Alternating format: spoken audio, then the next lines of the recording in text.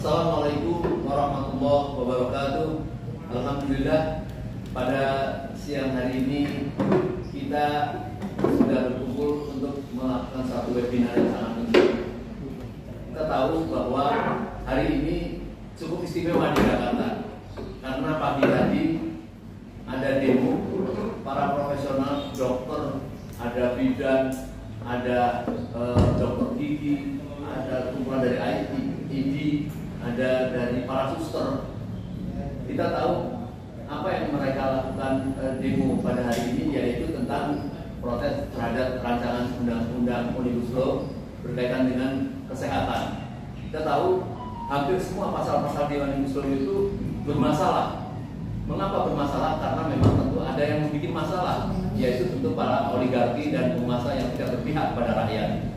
Dan kali ini secara khusus para profesional dokter dan lain sebagainya, kesehatan, dokter gigi, suster dan para apoteker dan lain sebagainya melakukan memprotes terhadap undang-undang yang tentu tidak berpihak untuk keadilan baik bagi para dokter ataupun tentunya bersangkut juga kepada para pasien kita di Indonesia ini. Dan bahkan mereka melanjutkan demo itu ke Departemen Kesehatan, ke Kementerian Kesehatan. Jadi pada siang hari ini berkaitan dengan itu pula webinar kita akan lakukan, tentu akan menghadirkan para tokoh yang berkaitan dengan itu. Adapun yang hadir sebagai narasumber pada siang hari ini, insya Allah nanti ada Profesor Dr. Antoni Budiawan, kemudian ada Dr. Paulus Yanuar dari PDGI, kemudian ada Dr. Ghazali Situmorang, apoteker ya, MSc, CIRB, pemerhati kebijaksanaan publik, dan ada Dr. Adib Humaydi dalam perjalanan. Kemudian ada Dr. Iqbal Mukhtar dari Qatar, nanti bisa kita berbicara di dalam webinar. Dan host saya HM Musalim dari CSIS, dan nanti didampingi oleh Bapak Dr. Muhammad Baharudin, SPOG MARS. Insya Allah kita dapat informasi yang cukup luas nanti dari para dokter, dan juga nanti bisa menambahkan para peserta webinar. Oleh karena itu, marilah kita mulai webinar kita ini dengan sama-sama mengucap basmalah. Bismillahirrahmanirrahim. Baik, sebelum kita minta pembicara-pembicara ini untuk melakukan disertasinya masalah Omnibus Law kesehatan ini, kami minta Bapak Dr. Marwan Batubara memberikan pengantar dan banyak sambutan terhadap hari ini. Silakan. Ya, terima kasih Pak Salim. Assalamualaikum warahmatullahi wabarakatuh. Selamat sore dan salam sejahtera kita semua. Amin. Selamat untuk para pembicara yang hadir pada sore ini di lokasi. Ada Pak Paulus Yanuar ya dari PDGI, tapi nanti akan menyusul Pak Antoni sedang dalam perjalanan. Lalu ada Pak Adib ya, dan juga Pak Ghazali tadi disebutkan.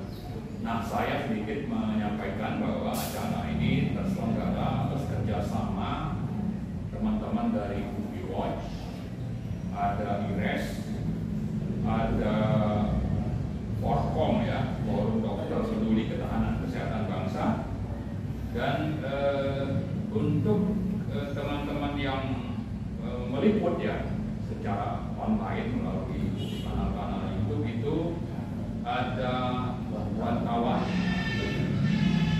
TV One, ada Rajikan Berita, ada Faviva TV, ada UBI Watch tentu saja, ada Salwa Media, Zona Hijau, Forum Dokter Peduli Ketahanan seperti saya sebutkan tadi, kemudian Ekonomi Politik, Suara Keadilan, dan yang ke-10 Komlim Official, Komlim yang memandu acara kita pada sore ini. Sedikit sebagai latar belakang, kita mencatat ya isu tentang rencana pembentukan undang-undang Omnibus sektor kesehatan ini sudah berembus sebenarnya sejak tahun lalu, tapi resmi menjadi RUU Omnibus Kesehatan sebagai inisiatif dari DPR itu pada tanggal 14 Februari yang lalu, jadi baru sekitar 2,5 bulanan ya. Jadi belum lama, dan ternyata setelah ditelusuri ada anggota DPR yang menyampaikan ke publik bahwa mereka sebetulnya tidak berinisiatif, tapi lewat pintu belakang itu pemerintah menyodorkan kepada beberapa fraksi atau anggota DPR. Maka jadilah itu sebagai RUU inisiatif DPR. Nah, di sini kita catat sebenarnya ada masalah apa ini? Kok sampai seperti itu? Berarti ada kepentingan politik oligarki yang lebih dominan dibanding kepentingan rakyat. Dan konon ya, kita juga tidak mendapatkan informasi tentang bahwa kalau RUU itu akan dibahas oleh DPR, maka harus ada naskah akademiknya. Nah, ini belum ada sebetulnya. Ini catatan pertama. Kemudian yang kedua, kita bisa mengatakan bahwa penyusunan atau pembentukan RUU ini bisa menjadi mempunyai status sebagai cacat formil ya.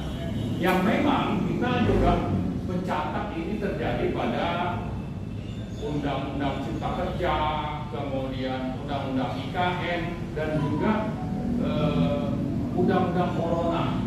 Sebetulnya itu semuanya punya masalah cacat formil, termasuk Undang-Undang Minerba ya, yang sudah menjadi Undang-Undang Nomor 3 2020 merubah Undang-Undang 4 2009.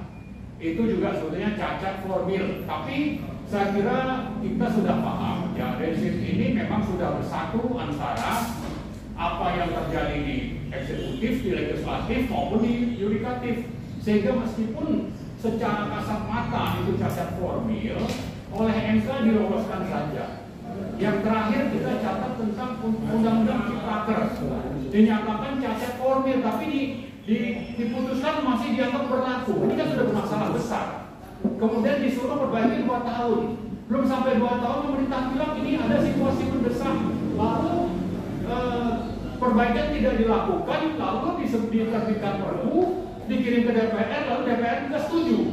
Itulah masalahnya. Jadi kalau kita bilang kerusakan moral hazard di 3 sektor cabang-cabang pemerintah itu memang sudah sangat nyata terjadi, apakah itu di eksekutif, kemudian di legislatif, lalu juga di yudikatif. Dan di sini saya kira yang sangat berperan adalah oligarki. Ya. Kemudian catatan berikutnya, ternyata memang untuk pembentukan Omnibus Law kesehatan ini, rakyat hanya dijadikan sebagai objek oleh rezim oligarki untuk berburu rente, untuk memanfaatkan mengambil keuntungan bisnis dari sektor kesehatan, tapi sekaligus juga melanggengkan kekuasaan. Bagaimana kekuasaan bisa langgeng? Karena memang dari sektor kesehatan ini hanya dari BPJS saja itu ada dana sekitar 150-an triliun. Kalau kita catat di APBN tahun lalu, kalau tidak salah tahun ini sekitar 150 triliun. Jadi ratusan triliun ini ternyata ada juga review terhadap penggunaan BPJS. Ternyata 40% itu masuk ke pemilik rumah sakit. Kemudian 20%-nya itu masuk ke industri alat kesehatan dan obat-obatan. Hanya 20% yang masuk ke layanan jasa medis. Artinya 80% sebetulnya masuk ke sektor yang kaitannya dengan bisnis di sektor kesehatan, dan tentu saja ini memang dikuasai oleh sejumlah oligarki yang memang punya jaringan rumah sakit dan juga farmasi. Di Indonesia ini sudah berlangsung lama, dan dengan begitu akan mudah bagi mereka untuk mengendalikan ketiga bidang pemerintahan tadi, apakah itu di legislatif, di eksekutif maupun di yudikatif, karena dana yang tersedia cukup besar untuk bagaimana target-target oligarki itu bisa tercapai dengan memberangus hak rakyat, di mana kita mencatat bahwa dalam menyusun atau membentuk undang-undang omnibus kesehatan ini, rakyat tidak mendapatkan informasi yang lengkap, rakyat itu tidak diberi kesempatan untuk berpartisipasi, bahkan organisasi profesi yang sudah menyatakan itu ada 6 penolakan, ya 6 organisasi yang menolak, termasuk dari IDI, dari PGDI dan seterusnya, ada apoteker, ada bidan dan sebagainya, ada perawat. Mereka sebetulnya sangat paham dengan sektor kesehatan ini, tapi tidak diberi kesempatan oleh pemerintah dan DPR. Lalu pemerintah dan DPR yang memang berkuasa ini menghalalkan segala cara, merampok hak rakyat untuk bagaimana agenda-agenda dari oligarki itu bisa berjalan. Dan itulah pentingnya kenapa kita dari UBI Watch, dari Forum, dari IRES mengadakan acara ini supaya dengan memahami masalah yang terjadi, yang dilakukan oleh 3 cabang kekuasaan yang sedang berlangsung saat ini, perlu dipahami, dan dengan begitu perlu dilakukan perlawanan. Karena ternyata kalau kita catat ada sekitar 4 atau 5 pembentukan undang-undang yang bermasalah secara formil, apalagi bicara soal material, itu jelas juga bermasalah, mulai dari undang-undang Corona, undang-undang Minerba, KPK, Ciptaker, IKN, itu semuanya bermasalah, dan itu merugikan negara dan rakyat, merugikan keuangan negara, tapi bisa berjalan dengan mulus karena memang wakil rakyat sudah tidak berfungsi, sementara rakyat itu perlawanannya tidak optimal. Nah, kita berharap dengan menyelenggarakan acara ini, pemahaman rakyat itu semakin meningkat, tapi sekaligus juga rakyat itu tidak hanya diam, tapi mari kita sama-sama melakukan perlawanan. Kenapa? Karena salah satu yang kita catat adalah bahwa sebetulnya bicara kesehatan ini bicara tentang hak dasar yang dijamin oleh Undang-Undang Dasar yang dirampok, dirampas untuk kepentingan oligarki, kepentingan bisnis oligarki, dan juga untuk kepentingan asing.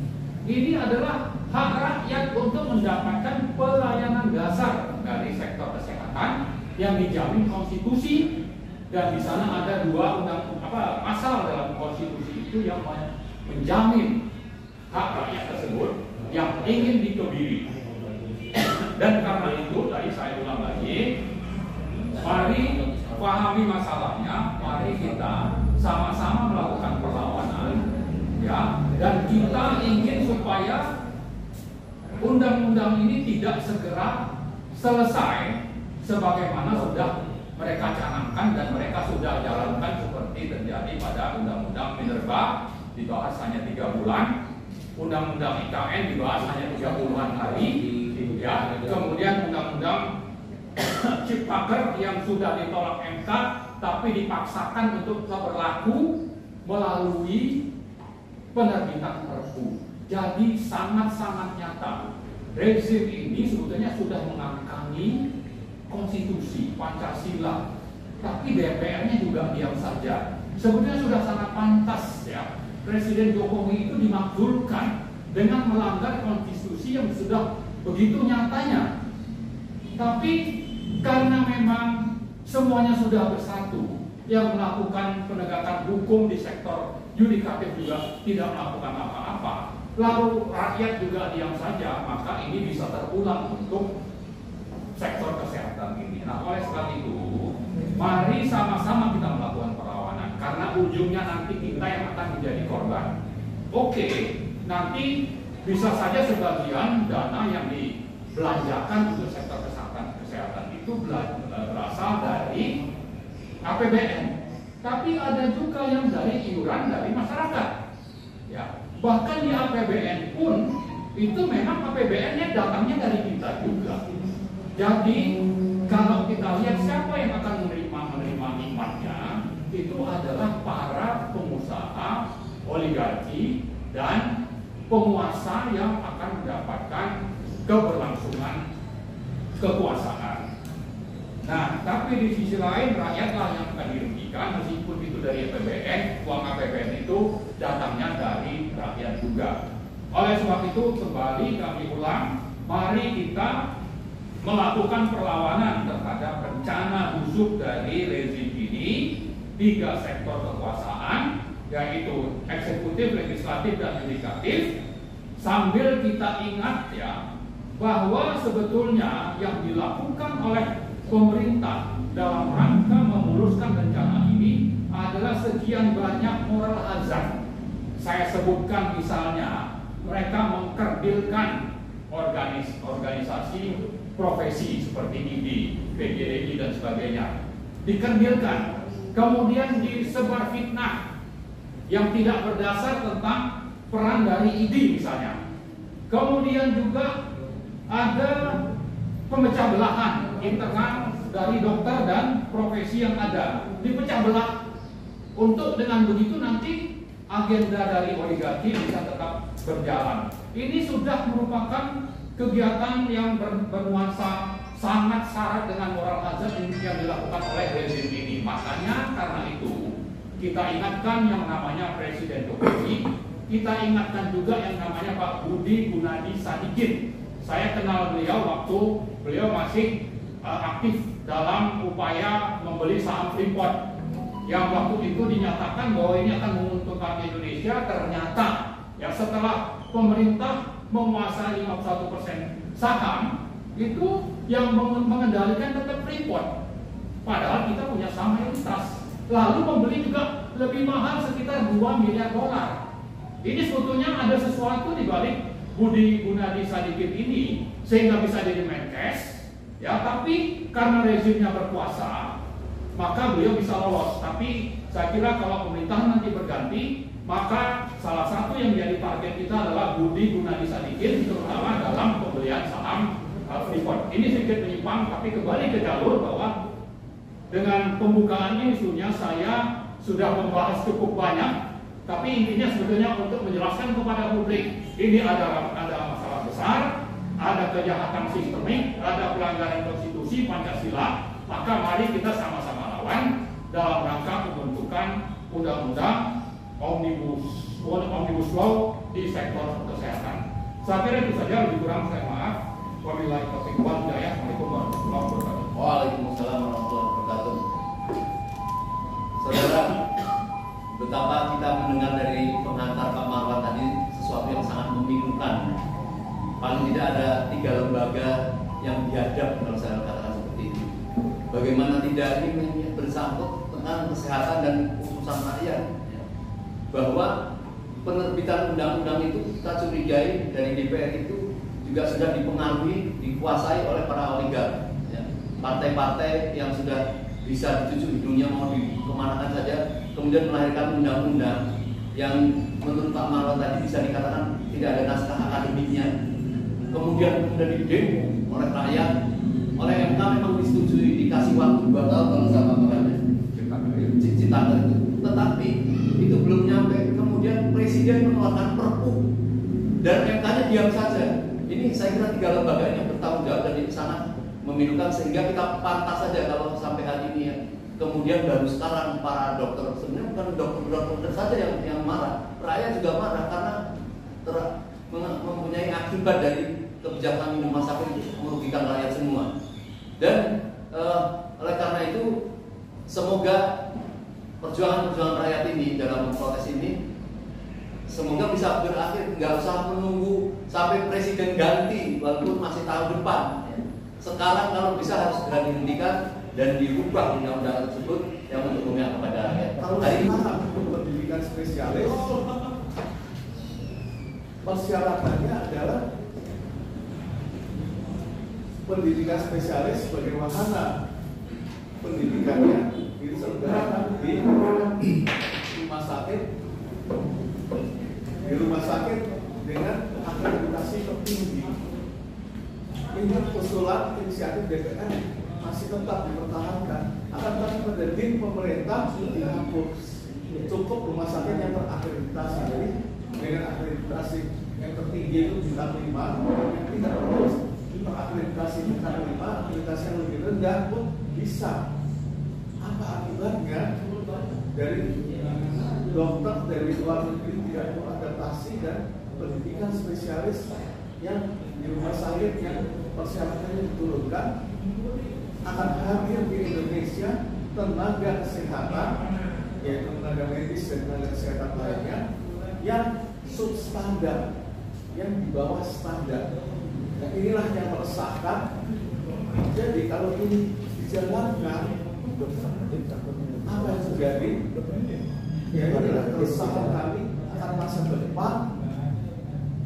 Bagaimana jadinya masa depan pelayanan kesehatan di Indonesia?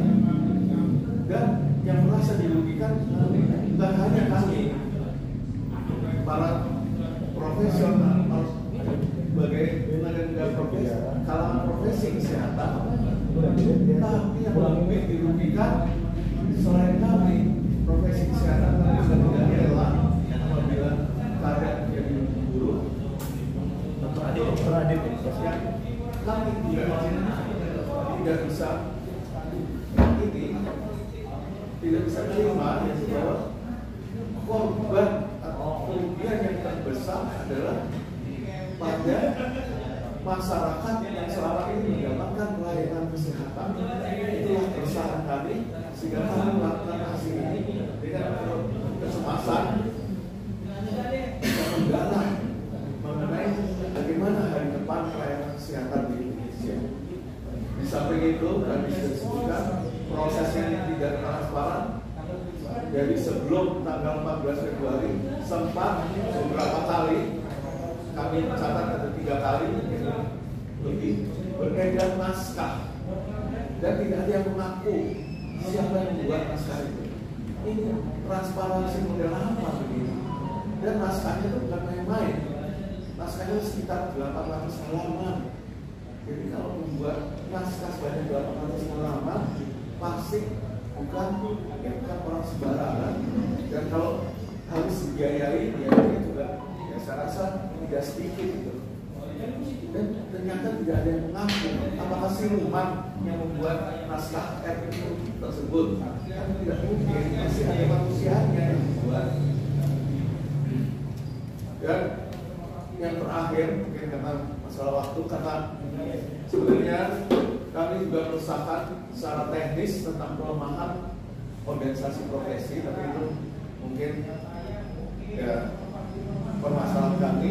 Memang ini rasanya karena waktu, tapi mungkin kalau ingin ditanyakan kan saya bisa cerita panjang lebar masalah ini, tapi mungkin waktunya terbatas.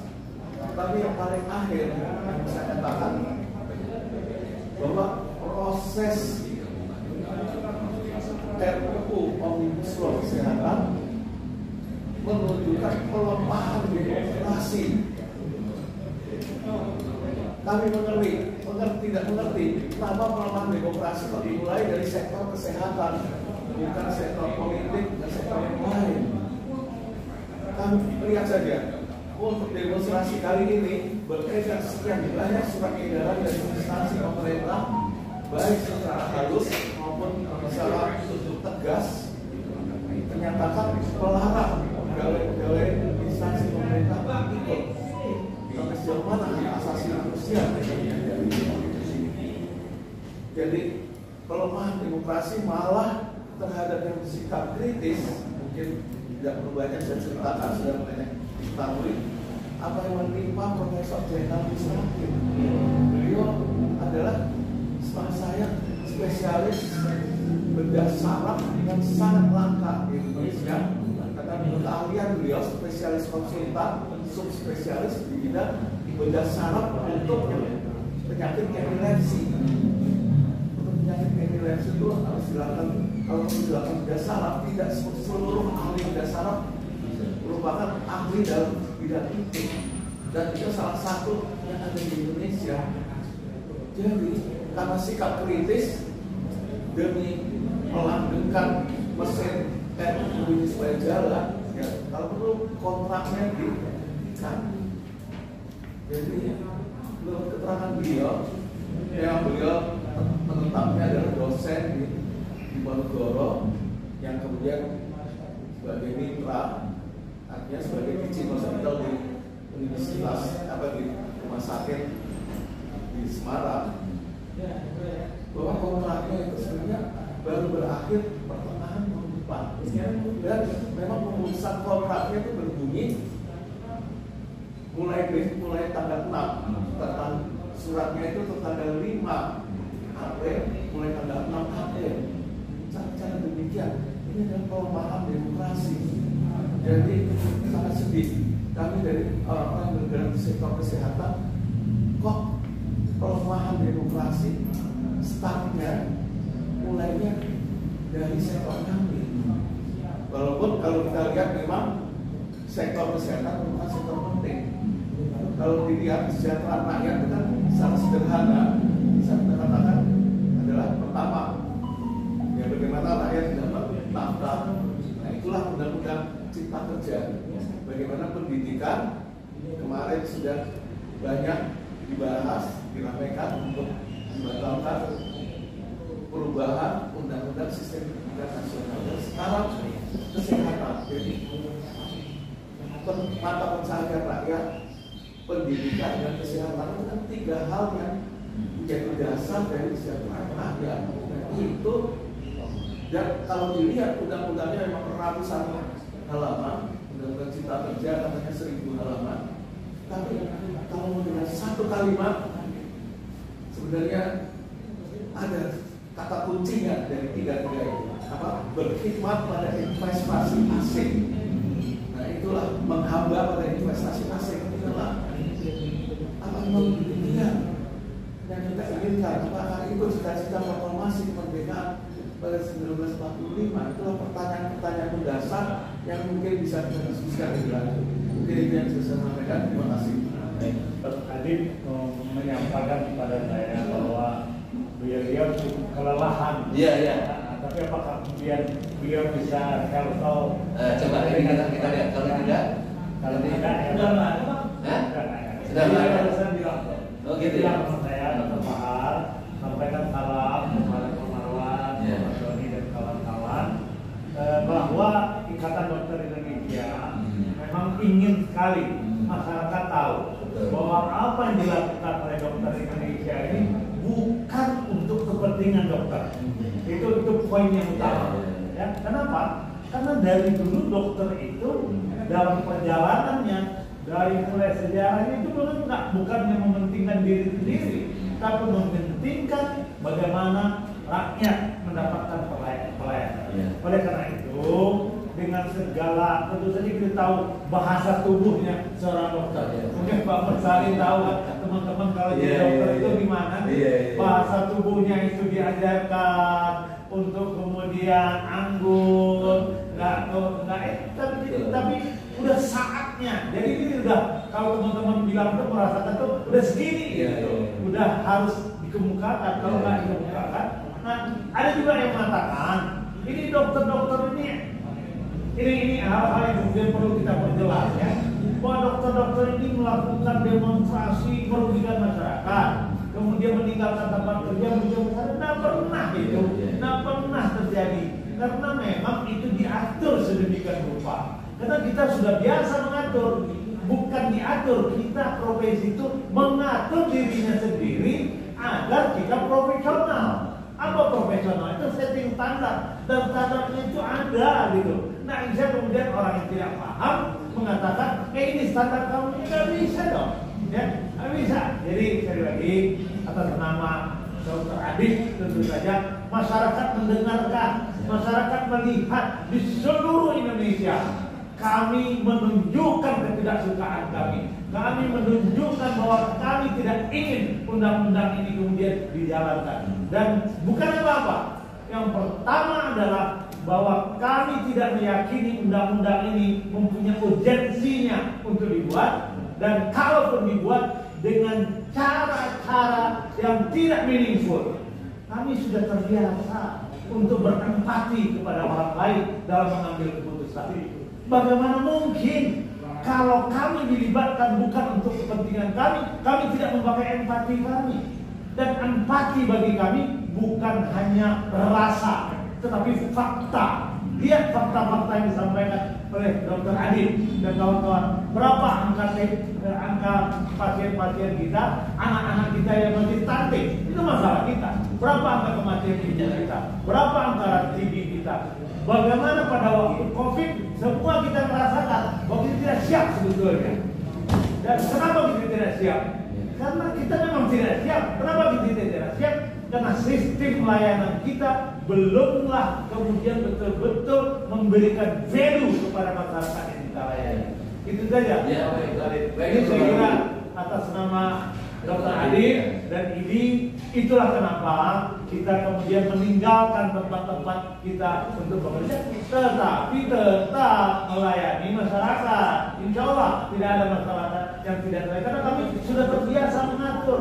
Ya, ingat pada waktu COVID, ada tidur di rumah, jangan keluar rumah. Kami yang kemudian bekerja. Apalagi kurangnya kalau begitu, gitu ya. Terima kasih. Ya, terima kasih Dr. Barudin. Ya, kita percaya sekali ya kalau dokter itu sudah turun, itu pasti sudah sesuatu yang memang sudah mendesak sekali ya. Sama halnya dengan kemarin guru-guru para rektor. Ya. Mereka ini bukan aktivis atau buruh yang memang biasa demo, tetapi memang buruh juga punya masalah besar sekali.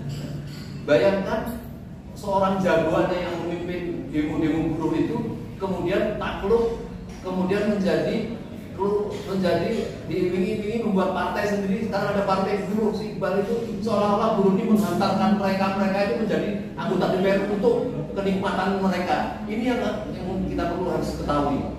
Ya. Jadi semua ada persoalan dan saya kira ini kita sedang membahas ini karena Dr. Adit tidak ada. Kami minta Profesor Dr. Antoni Budiawan ya, dari PEP, Political Economy and Policy Study ya. Saya kira beliau mempunyai satu catatan yang luar biasa untuk bagaimana ini terjadi itu jalan keluarnya tuntutan masyarakat. Terima kasih Pak Mursalin, Dr. Paulus, Dr. Baharudin, Pak Marwan. Saya tidak bisa bicara dari sudut aspek kesehatannya, tapi saya mungkin bisa membicara dari sedikit aspek APBN ya, dari pembiayaan dan sebagainya. Jadi kalau kita lihat adalah ini untuk kedua kalinya undang-undang yang menggunakan Omnibus Law. Yang satu adalah tadi Cipta Kerja, dan kita lihat bahwa dari undang-undang itu sudah dinyatakan ini adalah inkonstitusional bersyarat oleh MK, tapi kemudian malah dibuat undang-undang melalui Perpu yang justru juga lebih melanggar undang-undang itu sendiri, melanggar konstitusi. Karena apa? Perpu adalah suatu kegentingan memaksa, yaitu yang dikatakan bahwa akan ada krisis ekonomi. Tetapi sekarang setelah kuartal pertama, triwulan pertama, pemerintah bangga mengatakan bahwa pertumbuhan ekonomi 5,03%. Artinya di situ adalah tidak ada kegentingan memaksa, tetapi hanya digunakan kegentingan memaksa itu Perpu agar bisa disahkan secepat mungkin oleh DPR, dan itu disahkan. Dan dengan metode begini, sekarang apapun rakyat, buruh, mahasiswa melakukan demo, melakukan protes, aksi unjuk rasa, karena dilihat bahwa Undang-Undang Cipta Kerja ini akan merugikan masyarakat kelompok bawah, khususnya buruh, karena kenaikan gaji dan sebagainya itu tidak sesuai lagi, dan sudah terbukti ada yang naik hanya 1% saja. Nah, ini akan mengurangi kesejahteraan buruh. Tetapi pemerintah sepertinya sudah tidak peduli lagi, karena siapa yang bisa menahan pemerintah. Dan kita khawatirkan juga dengan dokter-dokter sekarang turun ke jalan, dan mereka juga hanya melihat ya sebentar lagi juga Anda akan kembali dan undang-undang ini akan tetap diberlakukan. Nah, jadi kalau kita lihat dari undang-undang ini, yang pertama adalah lihat dari konstitusi itu bagaimana. Jadi tadi sudah dikatakan disebutkan bahwa pertama adalah anggaran kesehatan ini adalah tidak dinyatakan secara eksplisit lagi di dalam undang-undang yang harusnya seperti undang-undang atau pendidikan ya yang diharapkan 20% untuk even 10% pun sekarang ini dihilangkan. Jadi bagaimana pembiayaan begini dan apa dampaknya terhadap masyarakat yang untuk mendapatkan akses layanan kesehatan. Nah, apakah nanti dengan tidak ada pembiayaan yang tidak disebutkan eksplisit di dalam APBN, apakah nanti iuran itu akan dibebankan kepada masyarakat dan bagaimana nasib masyarakat yang tidak bisa membayar iuran tersebut? Karena kalau kita lihat adalah sudah ada beberapa upaya sebelumnya bahwa iuran ini dibikin sedemikian rupa pemerintah tidak melihat lagi bahwa apakah masyarakat mampu atau tidak mampu, tetapi bahwa dengan satu pemaksaan bahwa kalau tidak bisa bayar maka tidak bisa mendapatkan layanan publik lainnya. Nah itu pernah dicetuskan ya. Meskipun pada saat itu banyak sekali penolakan dari masyarakat sehingga itu tidak dijalankan. Contohnya adalah bahwa tidak bisa mendapat layanan SIM, ya, surat izin mengemudi, tidak bisa ada layanan sekolah dan sebagainya itu dipersulit dan sebagainya. Nah ini adalah satu pelanggaran hak asasi manusia dan hak warga negara. Bahwa ini adalah dua hal terpisah, tetapi mereka mau mengkaitkan dengan satu paksaan dan doktrin meskipun pada saat itu bisa melanggar konstitusi. Nah, sekarang dengan tidak adanya dinyatakan eksplisit di dalam undang-undang dan juga tidak ada dinyatakan eksplisit mengenai besarnya iuran ini. Nah, jadi apakah pemerintah nanti tadi dikatakan oleh Dr. Iqbal ya bahwa melalui peraturan kementerian ya misalnya itu berapa mengenai iuran yang harus dibayar oleh pemerintah oleh masyarakat. Nah, ini hal-hal ini yang membuat ketidakpastian untuk mendapatkan layanan pada masyarakat. Nah, sedangkan kalau kita lihat di dalam konstitusi, yaitu APBN harus digunakan sebesar-besarnya untuk kemakmuran rakyat. Nah, sekarang ini kesehatan dan pendidikan ini adalah dua sektor yang sangat penting dan ini sangat mempengaruhi angka kemiskinan. Jadi kalau di mana rakyat miskin ini tidak bisa akses kepada layanan kesehatan dan tentu saja mereka punya angka kemiskinan ini akan melonjak. Jadi ini akan sangat terkait sekali dan tidak hanya begitu saja. Bagaimana nasib mereka yang tidak bisa akses kepada layanan kesehatan ini. Dan ini bisa juga ditengarai kepada mengarut kepada liberalisasi pada sektor kesehatan itu sendiri, yaitu dengan alasan tadi cipta kerja misalnya undang-undang omnibus law cipta kerja itu untuk mendapatkan investasi. Dan juga di sini undang-undang kesehatan tidak ada perlindungan kepada dokter dalam negeri dan sebagainya. Apakah ini juga untuk liberalisasi? Tadi dikatakan ya tidak ada persyaratan, misalkan bisa bahasa Indonesia dan sebagainya. Lain kalau kita lihat di Thailand memang rumah sakit internasional orang Thai sendiri yang bekerja yang memang mereka fasih bahasa Inggris. Gitu. Jadi dibalik gitu. Bukannya orang asing di sini dan kita harus bicara asing, tetapi di sana adalah orang Indonesia, orang lokal yang untuk memberikan pelayanan yang lebih baik, mereka harus mungkin diwajibkan dari karena rumah sakit internasional dia berbahasa Inggris. Gitu.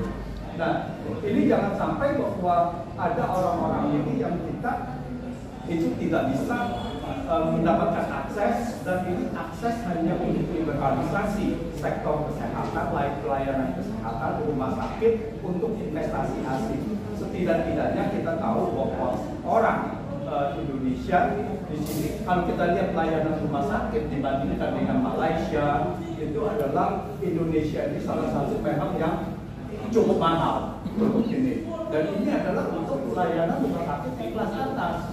Nah, jangan sampai ini yang kelas atas tapi mengabaikan yang kelas bawah ini. Justru inilah yang harus dipilihkan.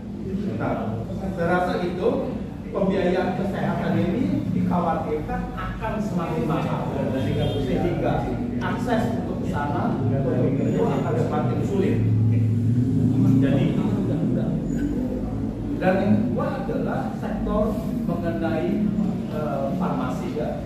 Dan kita tahu obat-obatan di Indonesia ini sebetulnya sangat mahal sekali, jauh lebih mahal dari obat-obatan yang ada di Malaysia. Sebetulnya ini yang harus diregulasi gitu. Bagaimana obat-obatan di Indonesia terjangkau oleh masyarakat umum gitu. Dan ini, saya rasa untuk dari aspek itu demikian mungkin. Padahal tadi disampaikan Pak Antoni, fakir miskin itu dipelihara oleh negara. Fakir itu betul juga tidak punya apa-apa, dan miskin pun juga bukan berarti tidak bekerja, dia bekerja tapi tidak mencukupi untuk membiayai hidupnya. Ini harus menjadi catatan kita. Jadi itu dipelihara oleh negara, jangan kemiskinannya dan kefakirannya tetap dipelihara ada. Ini yang jadi masalah. Ya, ini yang kezoliman penguasa tidak mengetahui perasaan rakyat yang sedang betul dalam keadaan sulit. Ya. Dan saya kira mungkin ini bisa jadi tambahan catatan kepada Dr. Ghazali sebagai pengamat pemerhati terhadap kesehatan. Mungkin kami berikan waktu sekitar 10 menit. Dokter ada di sana? Dr. Ghazali, kami silakan. Ya. Terima kasih. Apa suara saya cukup didengar? Jelas sekali. Ya. Baik. Terima kasih yang bisa kita tarik dari pembicaraan kita. Pertama, kita harus melihat negara ini hadir, bangsa ini ada sesuai dengan konstitusi adalah untuk mewujudkan welfare state. Welfare state itu disangka oleh tiang utama, itu tiang kesejahteraan, kesehatan dan pendidikan. Dalam perjalanan kita sekarang ini, ketiga tiang ini kita merasakan bukan berupaya untuk diperkokoh, tapi mau dilubuhkan. Kenapa saya katakan demikian? Karena berbagai fakta yang kita lihat. Pertama, dalam bidang kesejahteraan, ya, fakir miskin tadi sudah disinggung.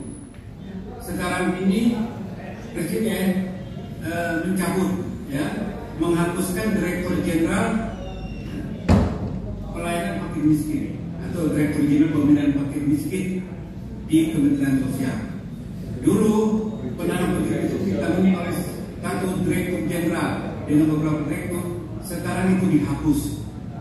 Ya, oleh Risma itu dihapus. Tidak ada lagi direktorat yang menangani fakir miskin. Yang ada itu Direktur Jenderal yang menangani bantuan sosial, bansos.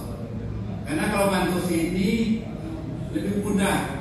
Siapa yang mengajukan proposal minta siapa dia, apakah dia miskin atau tidak, bisa dibantu. Di sini bermain politik. Tapi kalau undang-undang fakir miskin 13/2011 itu tidak bisa. Bayar harus ada. Nah ini salah satu. Yang kedua, pendidikan.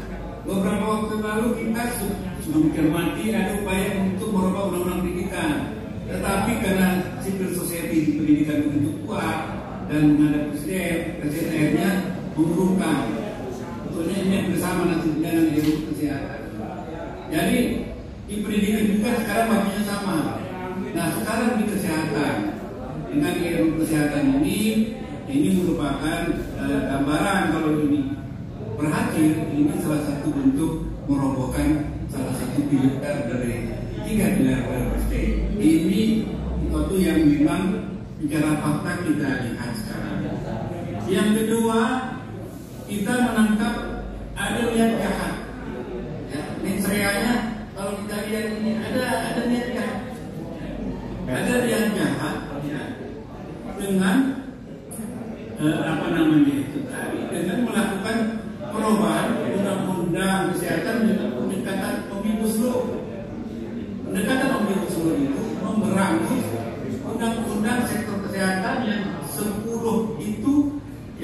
selama ini sebetulnya sudah menjadi pilar penyelenggaraan pelayanan kesehatan berpuluh tahun. Ya, ini mau dirobohkan. Tadi sudah banyak penelitian disampaikan oleh Dr. Pak. Saya tidak mengulangkan lagi. Jadi tentunya itu merupakan indikator ada niat jahat. Ada niat jahat. Ini nggak bisa terbantahkan. Tidak ada kali tidak ada komunikasi, tidak membuka pintu untuk dialog dan sebagainya. Poin yang ketiga adalah sebetulnya 5OP ini sudah menyampaikan 12 poin krusial. Di media massa sudah disampaikan 12 poin krusial itu secara rinci disampaikan oleh Dr. Pak. Yang intinya adalah pemusatan kekuasaan kepada Menteri Kesehatan, Kementerian, kemudian memporak-porandakan provinsi. Ketiga, melakukan politik belah bambu. Saya katakan pecah belah yang mendukung RUU disanjung diterima dengan baik, ya, dibuat spanduknya di depan kantor Kemenkes, tetap yang berbeda dibuktikan. Apalagi dia seorang profesor yang punya keahlian spesifik dan sangat angkat. Yang dirugikan adalah pasien. Yang keempat adalah tadi sudah saya katakan, sekarang ini berlangsung strategi belah bambu. Kita harus hati-hati, ya. Karena dengan diberi ruang pada organisasi sempalan, sehingga seolah-olah kementerian itu sudah menerima masukan dari pihak-pihak yang sebetulnya tidak jelas mewakili siapa, kemudian dilakukan pendekanan kepada mereka-mereka yang terutama di kalangan ASN. Itu merupakan kondisi yang sedang terjadi sekarang ini. Kemudian yang kelima, kita melihat tidak adanya kepentingan yang mendesak, yang memaksa tadi sudah disinggung, ya, keluarnya RUU ini. Apa yang mendesak? Apa yang memaksa? Yang sekarang aja yang menjadi tugas rutin, tugas pokok yang sudah di RPJM itu belum diselesaikan. Sisa tinggal tidak sampai setahun. Terus tugas Kementerian Kesehatan itu masih banyak yang belum terselesaikan. Ini menggambarkan bahwasanya melakukan pekerjaan yang tidak penting, ya, dan kemudian tidak melakukan kerjaan yang penting. Ini fenomena yang harus kita ingatkan kepada para pejabat di Kementerian Kesehatan. Yang terakhir adalah sekarang ini sedang dibangun suasana ancaman kelembagaan.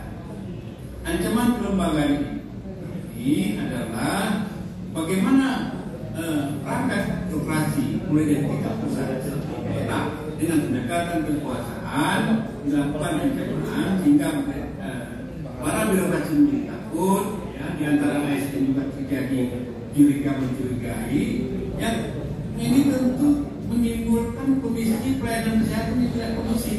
Percayalah, kalau ini terus dikembangkan suasana ancam-ancam seperti ini, maka dalam suasana tahun pemilu ini, makin di depan ini kondisi kita akan makin buruk. Nah, kita harus punya sikap yang jelas. Organisasi provinsi, ya, tidak boleh kendor dengan misi sucinya, misi sakralnya untuk memperjuangkan kepentingan masyarakat, meningkatkan mutu pelayanan kesehatan, dan juga melindungi eksistensi organisasi provinsi. 6 poin ini saya rasa yang ingin saya sampaikan pada kesempatan ini karena waktu terbatas. Saya kembalian kepada moderator. Assalamualaikum warahmatullahi wabarakatuh. Waalaikumsalam warahmatullahi wabarakatuh. Terima kasih Dr. Oke, saya melihat gini, di bidang kesehatan sebenarnya itu banyak permasalahan-permasalahan yang kalau dilihat di RUU ini sama sekali tidak tersentuh.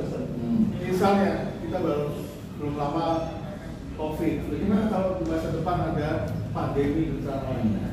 Kita tidak pernah membangun ketahanan kesehatan. Lalu masalah stunting, masalah TBC paru-paru, penyakit katastrofik lainnya, itu semua permasalahan. Dan yang mungkin Dr. Bahar bisa cerita banyak, kematian ibu dan bayi, itu mengerikan di Indonesia. Dan kalau dilihat RUU ini sama sekali tidak menyentuh permasalahan itu, malah yang disentuh adalah hal-hal yang sudah baik atau yang relatif sudah berjalan, itu yang malah diobrak-abrik. Tadi sudah banyak dibahas BPJS dan lain sebagainya. Dan mungkin kita juga harus berani jujur dalam menatap bangsa dan negara. Kalau tadi saya tertarik Pak Tony mengatakan angka rakyat miskin itu 167 juta. Padahal ada yang bilang data resmi hanya 30 sekian kan. Nah, sebenarnya kesehatan sudah jelas. Lihat saja berapa juta orang yang dicakup oleh PBI. PBI itu syaratnya adalah orang tidak mampu.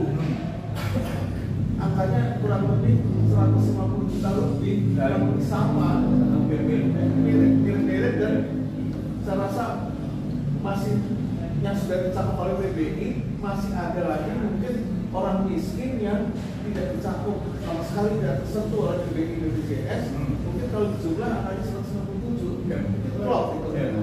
Mungkin bisa inilah Pak Antoni mungkin bisa lebih elaborasi lagi, lebih lagi. Kemudian juga ini dalam penataan kita harus jelas kita mau sistem social insurance, social protection atau social safety. Ini dua pengertian yang berbeda.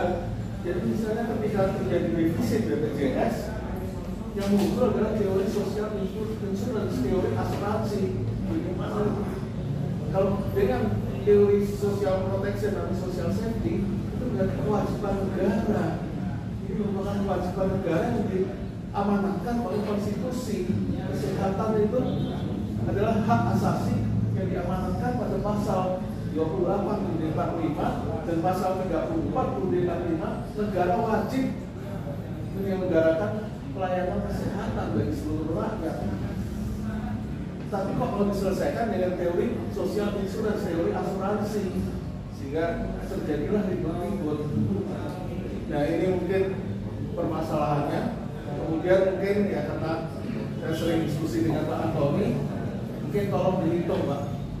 Kalau dibilang investasi, mungkin perlu dihitung. $1 yang masuk ke Indonesia dalam investasi di bidang kesehatan, berapa dolar yang akan keluar lagi sebagai keuntungan, sebagai gaji, sebagai institutional fee. Dan jangan sekarang dibilang orang Indonesia berobat ke luar negeri menghabiskan 165 triliun.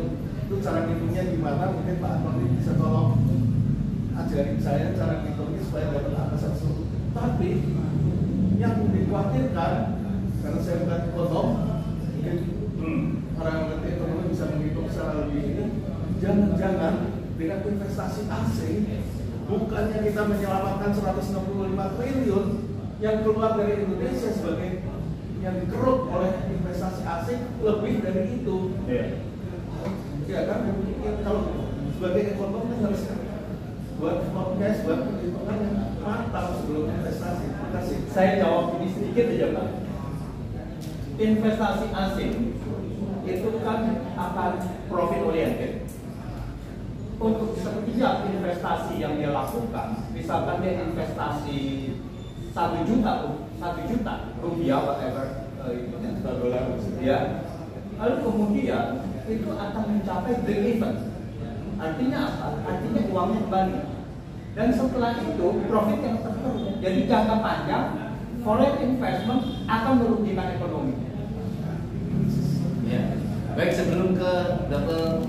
Bardin, mungkin kita bisa beberapa menit, 2-3 menit dari Dr. Iqbal Mokhtar kalau masih, karena beliau dari Forum Dokter Peduli Ketahanan Kesehatan Bangsa ya. Saya kira mungkin ada yang perlu disampaikan, bisa jawab.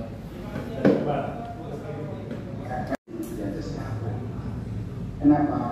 Karena sebenarnya mereka memiliki banyak tugas yang sebenarnya belum terselesaikan. Jadi daripada mengutak hati Omnibus Law ini yang sebenarnya tidak memiliki urgensi, sebaiknya mereka itu fokus terhadap berbagai bidang kesehatan yang sampai saat ini itu sangat ketinggalan. Saya kasih contoh misalnya, ya contoh sederhana misalnya, angka kematian ibu di Indonesia saat ini itu mencapai 305 per 100.000 kelahiran hidup. Padahal di Malaysia itu cuma 29 per 100.000 kelahiran hidup. Dan di Singapura itu cuma 8 per 100.000 kelahiran hidup. Jadi bayangkan, kita dibandingkan aja dengan Malaysia itu lebih 10 kali lipat lebih tinggi. Dan ini adalah persoalan krusial yang hingga saat ini belum pernah diselesaikan oleh Kemenkes. Bagaimana dengan kematian bayi? Kematian bayi di Indonesia saat ini 24 mati bayi setiap 1.000 kelahiran hidup. Padahal di Malaysia cuma 7 dan di Singapura itu cuma 2 per 1.000 kelahiran. Ini sebenarnya merupakan tugas-tugas dari Kementerian Kesehatan yang mereka harus tuntaskan dalam 1 tahun ke depan ini. Kita ini hanya memiliki sekitar 12-15 bulan ke depan sebelum pergantian pemerintahan. Alangkah baiknya kalau pemerintah itu saat ini Kementerian Kesehatan berusaha meningkatkan profil kesehatan negeri ini, sehingga kalau Pak Budi Sadiq ini selesai menjadi menteri, paling tidak ada sebuah legasi yang dia tinggalkan, bahwa dia bisa memperbaiki angka kematian ibu, angka kematian bayi, at least. Yang sekarang ini mereka dia mengurus undang-undang yang sebenarnya tidak memiliki urgensi untuk segera dilakukan pada saat ini. Saya menyarankan bahwa sebaiknya Menteri Kesehatan fokus terhadap urusannya yang sebenarnya sangat banyak yang kita selesaikan. Perbaiki angka kematian bayi, perbaiki angka kematian ibu. Tuberkulosis kita di Indonesia ini urutan ketiga kematiannya di dunia. Setiap tahun 93 orang meninggal karena tuberkulosis. Ini nggak pernah terselesaikan dari dulu sampai sekarang juga. Ngapain kita mengurus undang-undang ini yang urgensinya tidak ada? Dan satu hal yang menurut saya sangat penting bagi kita untuk pertimbangkan, kalau kita melihat begitu kuatnya resistensi terhadap RUU ini, saya yakin kalaupun nanti RUU ini katakanlah disahkan, itu akan mendapat tantangan selanjutnya. Akan ada proses-proses hukum dan legal selanjutnya, akan ada upaya untuk masuk ke MK dan sebagainya. Dan ini kalau dipaksakan untuk dijalankan, saya yakin akan ada resistensi dari provider ke provider. Mereka tidak akan menjalankan ini sungguh-sungguh, dan ujung-ujungnya ini sama dengan menggali lubang sendiri bagi Kementerian Kesehatan. Saya kira itu dari saya. Terima kasih. Saya kembali ke depan. Baik, terima kasih dok Pak. Jadi mau menutup juga ngeri sekali. Banyak orang-orang awam yang mengatakan jangan-jangan Indonesia ini mau dijadikan apa itu negara yang dikirim penyakit karena mereka sudah menyiapkan obatnya. Kasus dalam virus ya, atau makanan-makanan yang tidak ada perlindungan atau kesehatan, kirim, yang penting mereka sudah siap obatnya. Kalau seperti ini, Masya Allah, semoga kita sudah mempunyai presiden yang akan datang bertanggung jawab, yang berusaha melindungi rakyatnya. Ya, saya kira mungkin Dr. Ghazali terakhir Dr. menyampaikan. Ya. Dr. Baharudin. Pak, jadi sebetulnya saya agak geli itu ini, ya Pak Marwan ya. Selama ini kan negara atau pemerintahan itu ingin membuat citra bagus, baik di dalam negeri maupun di luar negeri, betul kan? Nah sekarang kalau citranya seperti sekarang, jadi ada misalnya kita melihat dari sisi World Medical Association, ini ketawa, ini apa sih yang dilakukan? Jadi kita mau citranya bagus di luar, tetapi ada bukti-bukti kita melakukan yang disebut dengan medical populism. Medical populism itu luar biasa buruknya gitu. Dan itu terjadi, dan orang-orang tahu pada waktu COVID itu kita tidak memakai evidence. Kita itu tidak akan pergi ke sana, pergi ke situ, tidak perlu pakai tutup, tidak perlu.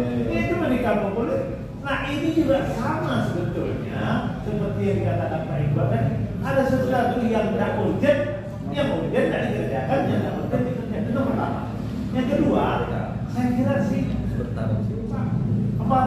apa rakyat tidak merasakan bahwa sayang itu bukan diucapkan, sayang itu dibuktikan dengan sesuatu pengambilan keputusan yang betul-betul bisa dirasakan oleh rakyat. Tapi kalau keputusannya diambil tiba-tiba, buru-buru, dan kemudian tentu apakah itu yang sayang sama rakyat sebetulnya. Jadi saya memang mengira bahwa tujuan kita menyampaikan ini adalah agar rakyat kita paham bahwa dokter-dokter kawan-kawan itu berdemo itu karena sayang sama rakyat.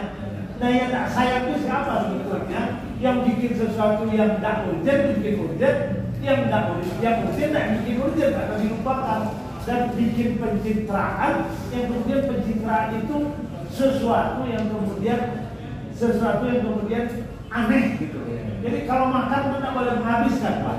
Kalau minum nggak boleh mengeringkan. Ini kalau orang kampung saya bilang nih, kayaknya makan mau mengeringkan, minum mau menghabiskan. Terus siapa yang akan datang dapat apa kalau semua udah dimakan? Banyak di tempat-tempat yang bukan pada ahlinya, yang menjabat, jadi banyak pejabat yang tidak paham. Inilah bahayanya kalau jabatan itu dihadiahkan, walaupun komisaris BUMN atau apalagi jabatan-jabatan yang struktural seperti ini, ya dikatakan bahwa kalau sesuatu itu tidak diserahkan oleh para ahlinya, tunggulah kehancurannya. Dan saya kira sekarang ini sudah hancur ya. Kita berharap pada pimpinan yang akan datang betul-betul jangan ada hadiah terhadap jabatan-jabatan. Pilihlah orang yang membuka keahliannya di dalam apa yang dijabatnya. Sekian, mungkin kita tutup acara kita pada sore hari ini. Silakan kalau ingin komentar di kolom komentar di webinar kita. Insya Allah kita akan lanjuti apabila memang penting untuk segera kita lakukan acara ini. Bila itu, Assalamualaikum warahmatullahi wabarakatuh.